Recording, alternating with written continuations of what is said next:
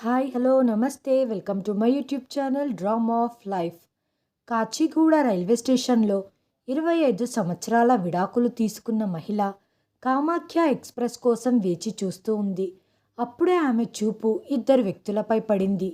వాళ్ళలో ఒకరిని చూసి తను పూర్తిగా షాక్ అయ్యింది. ఆయన ఎవరో కాదు, తను విడాకులిచ్చిన వ్యక్తి. ఆయనను గత 6 సంవత్సరాల నుంచి తను చూడనే లేదు. వాళ్ళు 6 సంవత్సరాల క్రితం విడాకులు తీసుకున్నారు. అంతలోనే ఒక ట్రైన్ వచ్చింది. వాళ్ళిద్దరూ ఆ ట్రైన్లో కూర్చొని వెళ్ళిపోయారు. వాళ్ళు వెళ్ళిపోయిన తర్వాత ఆ మహిళ తన పాత జ్ఞాపకాలను నెమరు వేసుకుంది. తను ప్రాణంగా ప్రేమించిన తన భర్తను గుర్తుకు చేసుకుంది. ఆయనను పొందటానికి తను ఎన్నో వ్రతాలు నోములు చేసింది. కానీ పెళ్లి చేసుకున్న 2 సంవత్సరాల తర్వాత అతనికి విడాకులు ఇవ్వవలసి వచ్చింది. పాత జ్ఞాపకాలు గుర్తు చేసుకుంటే కళ్ళు చెమ్మగిల్లాయి. అప్పుడే ఆమె ఎదురు చూస్తున్న కామాఖ్య ఎక్స్ప్రెస్ వచ్చింది. తన బ్యాగును తీసుకొని ట్రైన్లో వెళ్ళి కూర్చుంది. ట్రైన్ బయలుదేరింది. ఆ అమ్మాయి ఎవరు, ఎక్కడికి వెళ్తుంది? ఈ కథ చాలా ఆసక్తిగా ఉంటుంది. రండి పూర్తి కథ తెలుసుకుందాం. ఈ కథ హైదరాబాద్లో నివసించే లక్ష్మి అనే అమ్మాయిది. వాళ్ళది చాలా పేద కుటుంబం. లక్ష్మి తన తల్లిదండ్రులకు ఒక్కతే కూతురు. తన తల్లిదండ్రులకు పెళ్ళైన 20 సంవత్సరాలకు లక్ష్మి పుట్టింది. లక్ష్మి యవ్వనంలోకి వచ్చేసరికి ఆమె తల్లిదండ్రులు వృద్ధాప్యంలోకి అడుగుపెట్టేశారు. 62 లక్ష్మి తండ్రి పనికి వెళ్ళటానికి ఆరోగ్యం సహకరించకపోవటంతో ఇంట్లో ఆర్థిక సమస్యలు మొదలయ్యాయి. దీంతో లక్ష్మి ఇంటర్ తర్వాత చదువును మానేసి ఒక బట్టల దుకాణంలో పనిచేసేది. లక్ష్మి చాలా నిజాయితీతో అమాయకంగా ఉండే అందమైన అమ్మాయి. ఆ షాప్కి ఎవరు బట్టలు కొనటానికి వచ్చినా ఆ అమ్మాయిని చూసి పిచ్చివాళ్ళైపోయేవారు. పదే పదే తనని చూడాలని ప్రయత్నించేవారు. ఎందుకంటే ఆ అమ్మాయి అంత అందంగా ఉంటుంది. ఆ పిచ్చివాళ్లలో షాప్ ఓనర్ కుమారుడు కార్తిక్ ఒకరు. ఆయన ఎప్పుడూ లక్ష్మి చేసే పనిని పొగుడుతూ ఉండేవాడు. నువ్వు షోరూంకి వస్తేనే కలగా ఉంటుంది.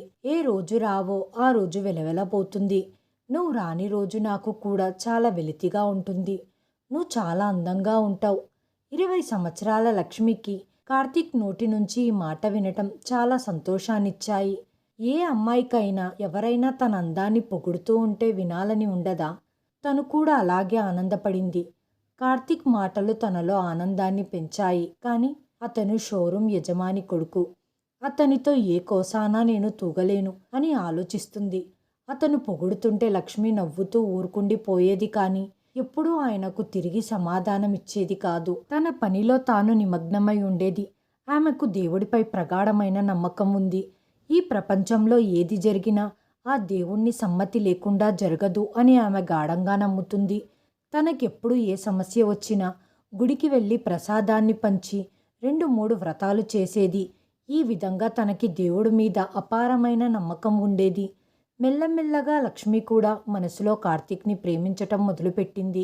తను అనుకునేది, ఆ దేవుడు తలుచుకుంటే తనకు కార్తీక్కి పెళ్ళవుతుంది. ఆ దేవుడికి ఇదేం పెద్ద విషయం కాదు అని తను ఒక వ్రతం మొదలుపెట్టింది. ఒకరోజు ఆమె వైష్ణవీదేవి అమ్మవారిని మొక్కుకుంది. అమ్మా, నాకు కార్తీక్కి పెళ్ళైతే నీ దర్శనానికి వస్తాను అని. రోజులు గడుస్తున్నాయి. లక్ష్మి కార్తీక్ని దాక్కొని దాక్కొని చూస్తుండేది. అలాగే కార్తీక్ లక్ష్మిని చూడ్డానికి తప్పించిపోయేవాడు. 2 నెలలు గడిచాక లక్ష్మి వ్రత ఫలితం వచ్చింది. కార్తీక్ లక్ష్మితో, లక్ష్మి, నేను నిన్ను ప్రేమిస్తున్నాను. నిన్ను చూసినప్పటి నుంచి నాకు నిద్ర పట్టడం లేదు. నువ్వు లేకుండా నేను బ్రతకలేను. నాకు నువ్వు కావాలి. నిన్ను పెళ్లి చేసుకోవాలనుకుంటున్నాను అన్నాడు.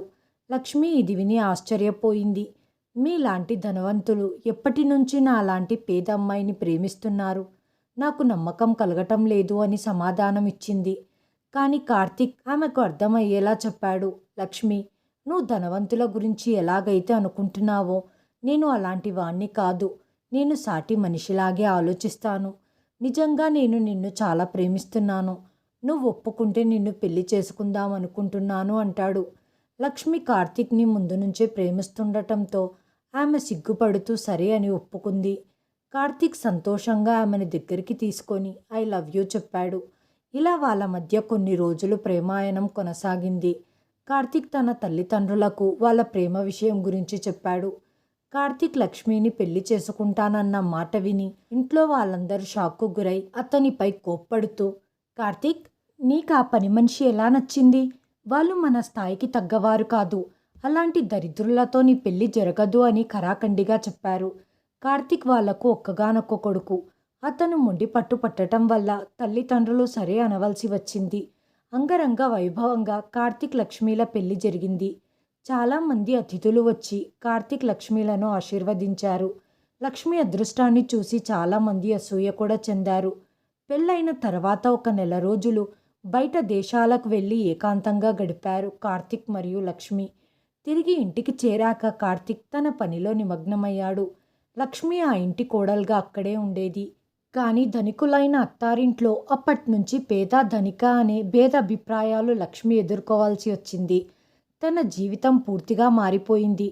తనకు హక్కుగా దక్కవలసిన మర్యాద మరియు గౌరవాన్ని అందించేవారు కాదు. తన అత్తయ్య మామయ్య ఎల్లప్పుడూ ఆమెను ఏదో ఒకటి మాట అంటూ ఉండేవారు. కార్తీక్ ఇంటికి చాలా పెద్ద మనుషులు వచ్చి వెళ్తూ ఉండేవారు. వాళ్ళ బంధువులు మరియు స్నేహితులు తరచుగా వచ్చి కలిసి వెళ్తూ ఉండేవారు. ఇంటికి ఎవరు వచ్చినా కూడా వాళ్ళతో లక్ష్మి అత్తయ్య లక్ష్మి గురించే మాట్లాడేది. లక్ష్మికి వినపడేటట్టు, నా కొడుకు బుద్ధికి దరిద్రం పట్టింది. ఈ అమ్మాయి ఏ మంత్రం వేసిందో కానీ వాడు వీళ్ళ వశమైపోయాడు. 4-5 రోజులు సరిగ్గా భోజనం చెయ్యలేదు. దీనికోసం వాడు చావటానికి కూడా సిద్ధపడ్డాడు. ఇక చేసేదేమీ లేక, వేరే గత్యంతరం లేక పెళ్లికి ఒప్పుకోవాల్సి వచ్చింది. ఇంటికి ఏ స్నేహితులు వచ్చినా కూడా వాళ్ళతో ఇదే విషయాన్ని చర్చించేది కార్తీక్ తల్లి. వాళ్ళ స్నేహితులు కూడా లక్ష్మిని చిన్నచూపు చూస్తూ లేనిపోని మాటలు చెప్పేవాళ్ళు. ఇంటి పని మనిషి కూడా యజమానురాలైపోయింది. అప్పుడప్పుడు ఇలా జరిగిపోతూ ఉంటుంది. ఇలాంటి వాళ్ళతో కొంచెం జాగ్రత్తగా ఉండాలి. ఇలాంటి దరిద్రులను చేసుకుంటే అత్తగారింటి సంపదను ఎప్పుడు వాళ్ళ అమ్మగారి ఇంటికి పంపిస్తారో చెప్పలేము. నువ్వు కూడా జాగ్రత్తగా ఉండు. ఏ సమయంలో ఏమైనా జరగవచ్చు అంటూ సూటిపోటి మాటలతో వేధించేవారు. ఆ ఇంట్లో లక్ష్మి జీవితం చాలా దుర్భరంగా తయారయింది. ఎల్లప్పుడూ సూటిపోటి మాటలతో అవమానాలు ఎదుర్కోవాల్సి వచ్చింది.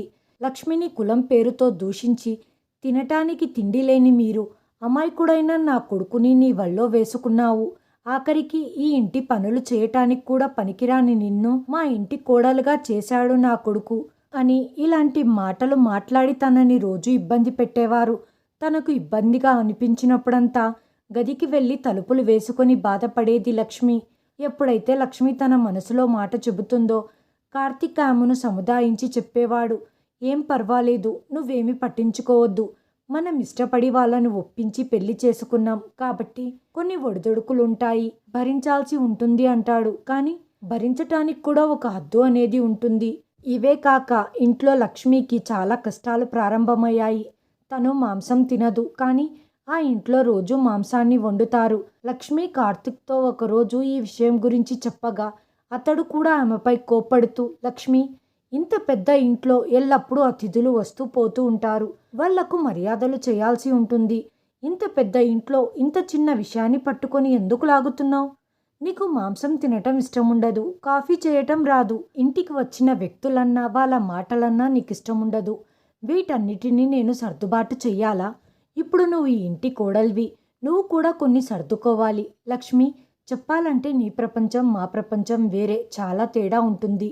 అయినప్పటికీ నిన్ను ఇంట్లోకి ఆహ్వానించాము అన్నాడు కార్తీక్. కార్తీక్ మాటలు విని లక్ష్మికి షాక్ తగిలినట్టు అవుతుంది. అప్పుడు కార్తీక్ లక్ష్మితో, నువ్వు ఎంత సాదాసీదాగా మరియు అమాయకంగా ఉంటే అంతా నిన్ను పిచ్చిది అంటారు. ఇలాంటి వాళ్ళే పక్క వాళ్ళను పిచ్చోళ్ళను చేస్తారు. నేను కూడా పిచ్చోణ్ణి అయిపోతానేమో అంటాడు. ఇదంతా విని లక్ష్మి చాలా ఆందోళనకు గురవుతుంది. ఇప్పుడు మీరు కూడా అందరిలాగే మాట్లాడుతున్నారు అంటుంది. నేనేం తప్పు మాట్లాడటం లేదు. ప్రతి చిన్న విషయానికి చిర్రుబుర్రులాడతావు, అస్సలు ఓపిక ఉండదు నీకు అని కార్తీక్ అనటంతో లక్ష్మికి తన సమస్యను ఎవ్వరికి చెప్పుకోవాలో అర్థం కాక గందరగోళంలో ఉంటుంది. ఆ రోజు నుంచి కార్తీక్ మరియు లక్ష్మీల మధ్య చిన్న చిన్న మనస్పర్ధలు రావటం మొదలయ్యాయి. ఒకరోజు చాలా దారుణం జరిగింది. లక్ష్మి తల్లిదండ్రులు ఆమెను కలవటానికి ఆ ఇంటికి వచ్చారు. వాళ్ళు ఆటోలో దిగారు. వాళ్ళ దగ్గర చిల్లర డబ్బులు లేకపోవటంతో లక్ష్మి దగ్గర తీసుకొని ఇద్దామని వాళ్ళు లక్ష్మి దగ్గరికి వెళ్ళారు. అమ్మా లక్ష్మి, ఆటో వాడికి చిల్లరివ్వాలి, మా దగ్గర లేదు అన్నారు. డబ్బులు తీసుకురావటానికి లక్ష్మి లోపలికి వెళ్ళింది. ఇది చూసిన లక్ష్మి అత్తగారు వాళ్ళను లేనిపోని మాటలు అనటం మొదలుపెట్టింది. ఆటోకు డబ్బులివ్వటానికి కూడా గతి లేనప్పుడు ఎందుకు వచ్చేది? అలా ఆటో తీసుకొని ఇంటి ముందుకు వచ్చి దిగితే మా మర్యాద ఏం కావాలి? మీలాంటి వాళ్ళు మాకు వియ్యంకులని తెలిస్తే మా పరువు పోతుంది. ఈ మాట విని లక్ష్మి తల్లిదండ్రుల అవమానంతో సిగ్గుపడతారు. తమ కూతురు ఆ ఇంట్లో సంతోషంగా ఉంది అని అనుకున్నారు, కానీ వాళ్ళ అత్తయ్య ఈ విధంగా వ్యవహరించటం చూసి తన జీవితం ఈ ఇంట్లో ఎలా ఉందో వాళ్ళు గ్రహించగలిగారు. లక్ష్మి ఎప్పుడు కూడా తమ తల్లిదండ్రులకు అత్తారింట్లో జరిగే విషయాలు ఏమీ చెప్పలేదు, కానీ ఈరోజు వాళ్ళకి స్వయంగా అర్థమయ్యింది. అప్పుడే లక్ష్మి గదిలో నుంచి బయటికి వచ్చి డబ్బులు ఇవ్వబోయింది. అప్పుడు లక్ష్మి తల్లిదండ్రులు, వద్దమ్మా, ఉండనివ్వు, మా దగ్గర డబ్బులు ఉన్నాయి అంటూ ఏదో ఒక సాకు చెప్పి లక్ష్మికి డబ్బులు తిరిగిచ్చేశారు. బయటికి వెళ్ళి ఏదో విధంగా చేసి ఆటో అతనికి చిల్లర డబ్బులిచ్చి పంపించారు. లక్ష్మి తల్లిదండ్రులు వాళ్ళ అత్తయ్య చేసిన పనికి చాలా బాధపడ్డారు. కానీ లక్ష్మి కోసం ఓడ్చుకొని వాళ్ళు ఏమీ చెప్పకుండగా అక్కడి నుంచి మౌనంగా వెళ్ళిపోయారు. వాళ్ళు మనసులో తమ కూతురికి ఆ ఇంట్లో ఎటువంటి పరిస్థితి ఉందో అంచనా వేయగలిగారు. లక్ష్మి బయటికి వెళ్ళి చూస్తే అప్పటికే ఆమె తల్లిదండ్రులు అక్కడి నుంచి వెళ్ళిపోయి ఉంటారు. అప్పుడే లక్ష్మి అత్తయ్య ఎత్తి పొడుస్తూ, మనుషులకు వాళ్ళ తాహత ఏంటో చూపిస్తే కారం పూసినట్టు ఉంటుంది అని అంటుంది. ఈ మాట విని లక్ష్మికి చాలా కోపం వస్తుంది. ఆమె సమాధానమిస్తూ, మీ మాటలు పడలేక మా అమ్మ వాళ్ళు ఇంట్లో కూడా రాకుండగా వెళ్ళిపోయారు. దీనివల్ల మీ పరువు ఏమన్నా పెరిగిందా అని అంటుంది. లక్ష్మి మాట విన్న అత్తయ్య ఇంకా కోప్పడి, నువ్వెక్కువ మాట్లాడాల్సిన అవసరం లేదు. నీకంత ఇబ్బందిగా ఉంటే నువ్వు కూడా వెళ్ళిపో. ఈ ఇంట్లో నీ కోసం ఎవ్వరూ తప్పించేవాళ్ళు లేరు. నీ అవసరము లేదు అంటుంది. ఈ మాటలతో లక్ష్మి పూర్తిగా మానసికంగా కృంగిపోతుంది. తన సామాన్లన్నీ తీసుకొని ఇంట్లో నుంచి వెళ్ళిపోతుంది. సాయంత్రం కార్తిక్ మరియు వాళ్ళ నాన్న ఇంటికి వచ్చినప్పుడు వాళ్ళ అమ్మ మాట మార్చి, బాబు కార్తిక్, సాయంత్రం లక్ష్మి తల్లిదండ్రులు ఆటోలో ఇంటికి వచ్చారు. అప్పుడు నేను వాళ్ళతో, మీరు ఎప్పుడు వచ్చినా కూడా ఏదైనా కార్ని మాట్లాడుకొని రండి, ఎందుకంటే అందరికీ తెలుసు మీరు మా బంధువులని. ఇలాంటి విషయంలో మా పరువు ప్రతిష్టలను కూడా మీరు గుర్తుపెట్టుకోవాలి అన్నాను. అంతే, నేను కేవలం ఆ మాట మాత్రమే అన్నాను. దానికి వాళ్ళు కోపం తెచ్చుకొని ఇక్కడి నుంచి వెళ్ళిపోయారు. ఆ తర్వాత వాళ్ళు లక్ష్మితో నాపై లేనిపోని మాటలు చెప్పటంతో కొద్దిసేపటికే ఆమె కూడా నాపై అరిచి వెళ్ళిపోయింది. కార్తిక్కి అనుమానం వచ్చి, అమ్మా, నువ్వు కేవలం ఇది మాత్రమే చెప్పి ఉండవు, ఇంకా ఏదో చెప్పి ఉంటావు, అందుకే లక్ష్మి మనసు బాధపడింది. లక్ష్మి సాధారణమైన అమాయకమైన అమ్మాయి అంటాడు. ఈ మాట విని కార్తిక్ తల్లి అతనిపై కోప్పడుతుంది. అతని తండ్రి కూడా కోపంగా, నీకు నీ అమ్మ మాట మీద నమ్మకం లేకపోతే స్వయంగా నీ భార్య దగ్గరికి వెళ్ళి కనుక్కో. అక్కడికి వెళ్తే గాని నీ అనుమానం తీరదు. ఆ తర్వాత నీ ఇష్టం అంటారు. కార్తిక్ వెంటనే లక్ష్మికి ఫోన్ చేస్తాడు. లక్ష్మి ఫోన్ తీసి, నాకు మీతో ఏం మాట్లాడాల్సింది లేదు. మేము మీ తాహతకు తగ్గవాళ్ళం కాదు. మీరు చాలా పెద్దవాళ్ళు. మేము పనికి మాలిన వాళ్ళం. అందుకే నేను మీతో ఇప్పుడు మాట్లాడను అని చెప్పి లక్ష్మి ఫోన్ కట్ చేస్తుంది. ఆ క్షణం నుంచి ఇద్దరి జీవితంలో పెద్ద మార్పులు సంభవిస్తాయి. కార్తిక్ తల్లిదండ్రులు ఎల్లప్పుడూ అతని చెవిలో ఏదో ఒకటి లక్ష్మి గురించి చెబుతూ మెల్లగా అతన్ని లక్ష్మికి వ్యతిరేకంగా తయారు చేస్తారు. చివరికి లక్ష్మి మరియు కార్తిక్ విడాకులు తీసుకుంటారు. విడాకుల సమయంలో భరణం కింద లక్ష్మికి 50,000 ఇస్తారు. ఆ సమయంలో లక్ష్మి, మీరే నన్ను అర్థం చేసుకోనప్పుడు మీ డబ్బు నాకెందుకు అని ఆ డబ్బును తీసుకోవటానికి నిరాకరిస్తుంది. మీరు మీ డబ్బుని మీ దగ్గరే ఉంచుకోండి, మేమంతా దిగజారిన వాళ్ళం కాదు అంటూ వెక్కి వెక్కి ఏడుస్తుంది. ఆ రోజు నుంచి ఇద్దరి జీవితాలు వేరైపోతాయి. కార్తిక్ తన పనిలో బిజీ అయిపోతాడు. అతని కోసం కొత్త సంబంధాలు వస్తూ ఉంటాయి. ఇంకోవైపు లక్ష్మి వేరే ఆఫీస్లో పని చేసుకుంటూ తన జీవితాన్ని ముందుకు నడపటానికి ప్రయత్నిస్తుంది. అలా 4 సంవత్సరాల కాలం గడిచిపోతుంది. లక్ష్మి ఇంట్లో కూడా ఆమెను పెళ్లి చేసుకోమని ఒత్తిడి చేస్తూ ఉంటారు. తన ఆరోగ్యం కూడా సరిగ్గా ఉండదు. ఈ 4 సంవత్సరాలలో లక్ష్మి జీవితంలో చాలా కష్టాలు వచ్చాయి. ఒకరోజు తనకి అనుకోకుండా గుర్తొస్తుంది. తను మాతా వైష్ణవి దేవితో ఒక మొక్కు మొక్కుకొని ఉంటుంది. అది పూర్తి చేసే సమయం వచ్చింది అని దర్శనానికి బయలుదేరుతుంది. ఆ విషయంపై తన తల్లిదండ్రులతో మాట్లాడుతుంది. వాళ్ళు, నువ్వు ఒంటరిగా వెళ్ళగలవు అనుకుంటే వెళ్ళు, మేము ముసలివాళ్ళం అయిపోయాం, మా ఆరోగ్య పరిస్థితి కూడా బాగోలేదు, మేము రాలేము అంటారు. లక్ష్మి ధైర్యం చేసి, నేను ఒంటరిగా వెళ్తాను అని ట్రైన్ బుకింగ్ దగ్గరికి వెళ్ళి ట్రైన్ కోసం ఎంక్వైరీ చేస్తుంది. కామాఖ్య ఎక్స్‌ప్రెస్ అనే ట్రైన్ ఒకటి ఉంది. అది వైష్ణవీదేవి దర్శనానికి అనుకూలంగా ఉంటుంది అనేసరికి ఆమె ఆ ట్రైన్‌కి బుక్ చేసుకుంటుంది. 2 రోజుల తర్వాత ఆమె టికెట్ కన్ఫర్మ్ అవుతుంది. లక్ష్మి అదే రోజు రైల్వే స్టేషన్‌లో కామాఖ్య ఎక్స్‌ప్రెస్ కోసం వెయిట్ చేస్తూ ఉంటుంది. అప్పుడే తన దృష్టి ముందు కూర్చున్న 2 వ్యక్తులపై పడుతుంది. వాళ్ళలో ఒక వ్యక్తి తనకు విడాకులిచ్చిన తన భర్త కార్తీక్. ఆమె అతన్ని ఆశ్చర్యకరమైన చూపులతో చూస్తుంది. అతను వేరే ట్రైన్ కోసం వేచి చూస్తూ ఉంటాడు. ఆమె మనసులో తన వైవాహిక జీవితం ఎలా నాశనం అయ్యింది అని ఆలోచిస్తూ ఉంటుంది. లక్ష్మి ఎక్కవలసిన ట్రైన్ వచ్చేసరికి తను ట్రైన్ ఎక్కి తన సీట్లో కూర్చుంటుంది. ట్రైన్ ఆ స్టేషన్లో నుంచి కదలగానే ఆమె తన పాత జ్ఞాపకాలను గుర్తు చేసుకుంటూ ఉంటుంది. ఒక 10 నిమిషాల తర్వాత లక్ష్మి చెవిలో తనకు బాగా పరిచయం ఉన్న వ్యక్తి గొంతు వినిపిస్తుంది. ఆమె చాలా ఆశ్చర్యపోతుంది. ఎందుకంటే అది కార్తీక్ గొంతే. ఎక్కడికి వెళ్తున్నావు లక్ష్మి అంటాడు కార్తీక్. ఆమె తన కళ్ళని నమ్మలేక ఆశ్చర్యంగా తనలో తాను, ఈయన ఇప్పుడే వేరే ట్రైన్ ఎక్కారు కదా, ఇంతలో ఈ ట్రైన్లోకి ఎలా వచ్చారు అనుకుంటుంది. కార్తీక్ మళ్ళీ అడుగుతాడు, నన్ను నీతో తీసుకెళ్ళావా అమ్మవారి దర్శనం కోసమని అనగానే లక్ష్మి వెక్కి వెక్కి ఏడుస్తుంది. లేచి నిలబడి కూర్చోండి కార్తీక్ అంటుంది. కార్తీక్ ఆమెకు ఎదురుగా కూర్చుంటాడు. ఆ కంపార్ట్మెంట్లో ఉన్న వాళ్ళందరూ వాళ్ళిద్దరినీ ఆశ్చర్యంగా చూస్తూ ఉంటారు. నన్ను క్షమించు లక్ష్మి, నిన్ను చాలా ఇబ్బంది పెట్టాను అంటాడు కార్తీక్. లక్ష్మి కొన్ని క్షణాలు మౌనంగా ఉండి, నేను మీకు ఏమవుతానని మిమ్మల్ని క్షమించాలి? మీరు వేరే ట్రైన్లో వెళ్ళారు కదా, ఈ ట్రైన్లోకి ఎలా వచ్చారు? అవునా, నువ్వు నన్ను చూస్తే ఎందుకు పిలవలేదు? లక్ష్మి బాధతో, నేనెందుకు వేరే వాళ్ళను ఇబ్బంది పెట్టాలి? ఆ క్షణం ఇద్దరిలో ఉన్న బాధ మరియు భావాలు వాళ్ళ ముందుకు వచ్చే సమయం అది. కార్తీక్ ఆమెను ట్రైన్లో కలిసినప్పుడు తన మనసు విప్పి మాట్లాడటానికి సిద్ధపడతాడు. లక్ష్మి, నన్ను క్షమించు, నేను నిన్ను చాలా ఇబ్బందులు పెట్టాను. నేను ముందు నిన్ను ఎంతగా ప్రేమించేవాడినో ఇప్పటికీ నిన్ను అంతే ప్రేమిస్తున్నాను. నాకు తెలుసు నువ్వు నా కోసం మాతా వైష్ణవిదేవిని మొక్కుకున్నావని. నేను నిన్ను అక్కడికి తీసుకెళ్ళలేకపోయాను. నేను నీతో కలిసి అమ్మవారి దర్శనం చేసుకోవాలనుకుంటున్నాను. అమ్మవారి ఆశీర్వాదంతో మనం మళ్ళీ ఒకటవుదాం అనటంతో లక్ష్మి ఏడుస్తుంది. ఏడుస్తూ ఏడుస్తూ, అవును, నేను దానికోసమే వెళ్తున్నాను. నేను మొక్కిన మొక్కుబడిని చెల్లించుకోవటానికి వెళ్తున్నాను. కానీ మన బంధం అప్పటిలా లేదు.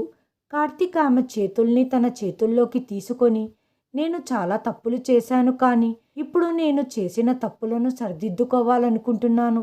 నన్ను క్షమించు, నువ్వు లేకపోతే నా జీవితం లేదు. లక్ష్మి ఏడుస్తూ, నాకు ఏం చెయ్యాలో అర్థం కావటం లేదు అంటుంది. నేను నిన్నెప్పుడూ ప్రేమిస్తూనే ఉంటాను, కానీ ఇప్పుడు పరిస్థితులన్నీ మారిపోయాయి.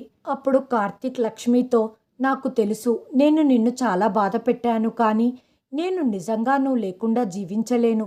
పద, ఇద్దరం కలిసి అమ్మవారి దర్శనం చేసుకుందాం. అమ్మవారినే నిర్ణయం చెప్పమందాం. ఇద్దరం కలిసి ఉండాలా వద్దా అని. లక్ష్మి మనసులో ఇప్పటికీ కార్తీక్ మీద ప్రేమ ఉంది, కానీ గడిచిన కాలం ఇచ్చిన గాయాలు ఆమెను ముందుకు వెళ్ళటానికి భారంగా ఆపుతున్నాయి. లక్ష్మి కార్తీక్ని క్షమిస్తుందా? అతన్ని మళ్ళీ జీవితంలోకి ఆహ్వానిస్తుందా? మాతా వైష్ణవిదేవి ఆశీర్వాదం ఇద్దరిని ఒక్కటి చేస్తుందా? ఇద్దరూ కలిసి అమ్మవారి దర్శనానికి వెళ్తారు. అక్కడ అనూహ్యంగా కార్తీక్ అమ్మవారి సన్నిధిలో లక్ష్మికి మళ్ళీ తాళి కడతాడు. ఇద్దరి మధ్య బంధం ఏర్పడుతుంది. ఇద్దరు అమ్మవారి ఆశీర్వాదం తీసుకొని వెనుతిరుగుతారు. కార్తీక్ లక్ష్మిని తీసుకొని తన ఇంటికి వెళ్తాడు. అక్కడ కార్తీక్ వాళ్ళ అమ్మా నాన్న వాళ్ళిద్దరిని జంటగా చూసి నివ్వెరపోతారు. వాళ్ళకు అర్థమైపోయింది తమ కొడుకు ఆనందం లక్ష్మితోనే ముడిపడి ఉందని. కార్తీక్ అమ్మా నాన్న మొదట లక్ష్మిని స్వీకరించడానికి ఇష్టపడేవారు కాదు. అలాగే తనని నానా మాటలు అనేవాళ్ళు, కానీ ఇప్పుడు వాళ్ళ తప్పును గుర్తించి ఆమెతో క్షమాపణలు కోరుతూ, అమ్మ, మాతో చాలా పెద్ద తప్పైపోయింది. మేము నిన్ను కార్తీక్ని అర్థం చేసుకోలేకపోయాము. కార్తీక్ నిన్ను ప్రాణం కంటే ఎక్కువగా ప్రేమిస్తున్నాడు, కానీ మేమే తెలివి తక్కువ వాళ్ళం, దాన్ని గుర్తించలేకపోయాం. మమ్మల్ని క్షమించు లక్ష్మి అన్నారు. ఇవి విని లక్ష్మి భావోద్వేగానికి లోనై ఏడ్చేస్తుంది. ఆమె అత్తామామల కాళ్లను తాకి ఆశీర్వాదం తీసుకుంటూ, మీరు కూడా నన్ను క్షమించాలి. నేను తెలిసి తెలియక ఏమైనా తప్పులు చేసి ఉంటే క్షమించండి అంటుంది. ఈ విధంగా భార్యాభర్తల మధ్య ఉండే చేదు జ్ఞాపకాలు మరియు అపార్థాలు తొలగిపోయి ఏకమవుతారు. లక్ష్మిలో ఉండే ధైర్యం, ఆమె నిజాయితీ, ఆమె తపస్సు, ఆమె ఓర్పు ఆమె జీవితంలో మళ్ళీ రంగులను తీసుకొని వచ్చింది. కార్తీక్ తల్లిదండ్రులు కూడా ఆమెను మనస్ఫూర్తిగా స్వీకరిస్తారు. వాళ్ళ కుటుంబం అంతా ఏకమవుతుంది. కథ ఇంతటితో ముగిస్తుంది. ఈ కథ ముఖ్య ఉద్దేశం ఒకరి మనసుని ఇబ్బంది పెట్టడం కానీ, ఒకరి తప్పుని ఎత్తి చూపటం కానీ కాదు. అందరిలో ప్రేమానురాగాలు నెలకొల్పడమే ఈ కథ ఉద్దేశం. హాయ్ ఫ్రెండ్స్, ఈ వీడియోను చివరి వరకు చూసినందుకు ధన్యవాదాలు. ప్లీజ్ సబ్స్క్రైబ్ చేయండి, లైక్ చేయండి, షేర్ చేయండి, కామెంట్ చేయండి. Thanks for watching.